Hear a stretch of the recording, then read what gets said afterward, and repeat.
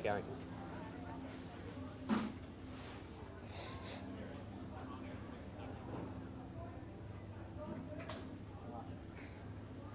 Sorry, everyone.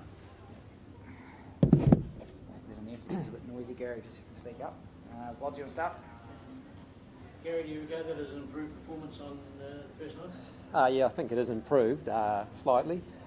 Still, obviously, not a polished performance from us, but there were times in the game I think we were really behind the 8 ball, especially early on. They batted well, and I was thinking it could have been 350 plus there for a while, and a very good score. So I was pleased with the back end of our bowling performance there, and clearly at the end the work that Doug Bracewell did in putting the partnership together I thought was fantastic as well, and that's really promising signs as well.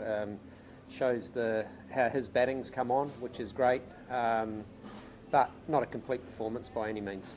But you're still being exposed to a certain extent in the same areas. The top order for a start off is not providing the foundation you want. We haven't built partnerships across the whole top 6 or 7, and that was the strength of what we did so well against Sri Lanka, and it's what we haven't clicked and done here yet. And I guess as a batting unit, that's going to be our challenge going into the next 3 games, is to build those partnerships, and that's everyone. I mean, our guys have played enough cricket. They know that you can't rely on the lower order to win you those games. It's got to be the top order that score the majority of the runs, and we haven't done that in the 2 games as yet.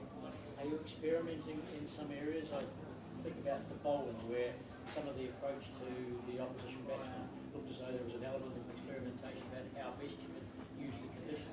Is that a fact? I think you're always looking at ways that you can find a slight a chink in the opposition's armour, and yeah, we're always doing that. We're trying to say there are ways against every batsman that we can put in our scouting plans for the future to say this is the way we believe is the best way to get out. And whilst there has been some different personnel that's played over the 2 games, yeah, I think I have faith in all of our squad there that they can do a job for us. We're still, I guess, in some ways, if you call it experimenting, trying to work out what our very best team is still, and that's an ongoing thing, and it will probably change slightly with the conditions that we have as well.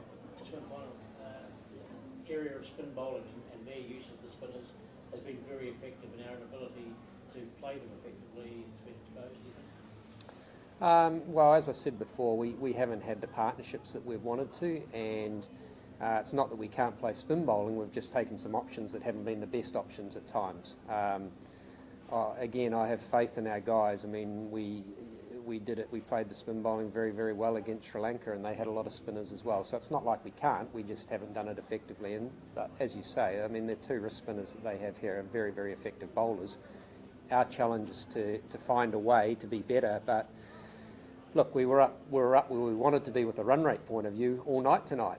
In terms of the targets and where we set ourselves, it was the wickets that hurt us. So we've just got to find a way to minimise that, especially in the top 30 overs. What is it that Ben has been so disappointing? Oh, the pressure that they put on you. I mean, they're a quality team. They've got strike bowlers right through, and we just haven't, I guess, got anything more than about 30 runs established. And sometimes that's cricket, and I guess you look on the other side, and I don't want to keep looking back, but Sri Lanka, we had 4 or 5 100-run partnerships, and we know as a team that if we can put something like that together, then we're going to have scores that I guess where we want to be at. Yeah. Has the series made you question any plans for the World Cup? Look, I mean, the World Cup is a little bit secondary still. I mean, we want to win this series first and foremost, but as I said earlier, we're just still working out what we think our best, I guess, the best 11 are, and how we balance the team with the right number of bowlers versus all-rounders versus batsmen, and it's something we're still working at. We're fortunate at the moment. We've got some quality players in New Zealand who are all, I guess, fighting for places, and yes, there's the big prize at the end of it, but to be perfectly honest, it's a secondary thing for me at the moment. It's still about working out in this series what we have to do to win 3 in a row now.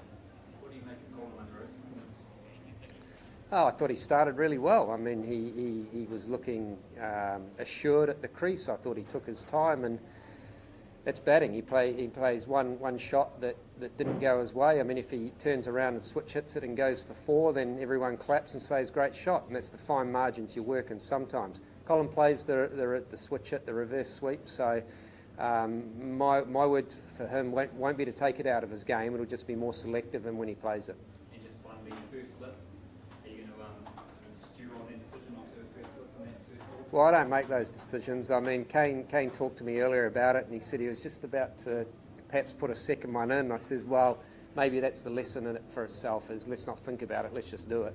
And yeah, I want us to be aggressive. I want us to be prepared to have 2-3 slips if we feel as though it's right in those conditions. And yeah, I guess, yeah, it would have been nice to pick it up, but again, that's cricket. Is it more of a juggling act for you at the moment, Derek, as you say, to find your best 11 rather than trying combinations of into the World Cup? Are you still just trying to find your best 11 to play India at the moment? Look, no, a little bit of both, Ian. We've got some preconceived plans and what we're working to and what we're trying to work out, and that's part of the bigger picture as well. But we also have some things around medical stuff as well. Mitch Satner didn't play today, and that was simply not because Mitch Satner's not good enough. That was a medical decision that we've talked about, and he understands. But yeah, look, it's as I said before, we're still trying to work out what is that best 11 and what's that looks like. And we thought in these conditions today it was a really good 11, and maybe if we'd taken some catches earlier on and taken the wicket first ball, then things might have looked different.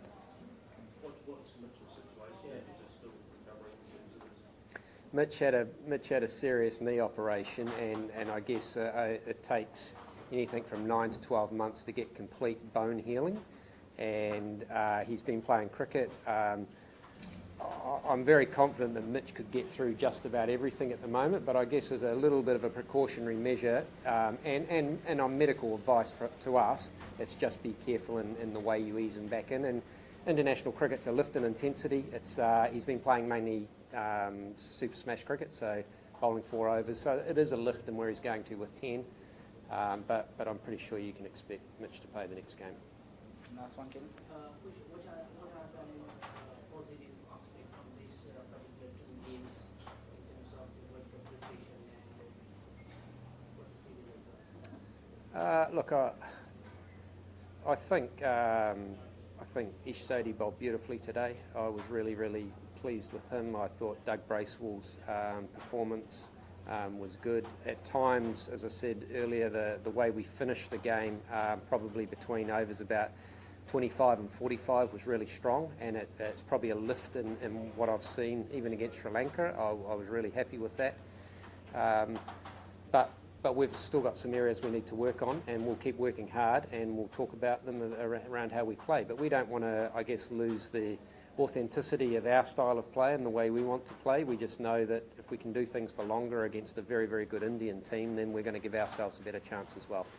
Any word on Kuldeep's bowling? Will be the key for India in the World Cup? Yeah, has been in both games so far as well. I mean, he's obviously a clever bowler. Don't see the left arm leg spinner too often. Although in New Zealand here we do have 2 or 3, and so it's not completely foreign to us. But he's clever. He uses his googly very well, and yeah, I mean we have to find a way just to combat him. And I thought in the first game actually after 7 overs he was none for 30, and I thought we'd actually played him pretty well. And maybe we've just got to pull back the throttle a bit around our scoring and be happy with none for 45 if we can. All right, thanks very much, guys. Cheers, guys. Thank you. Thanks, guys. What's it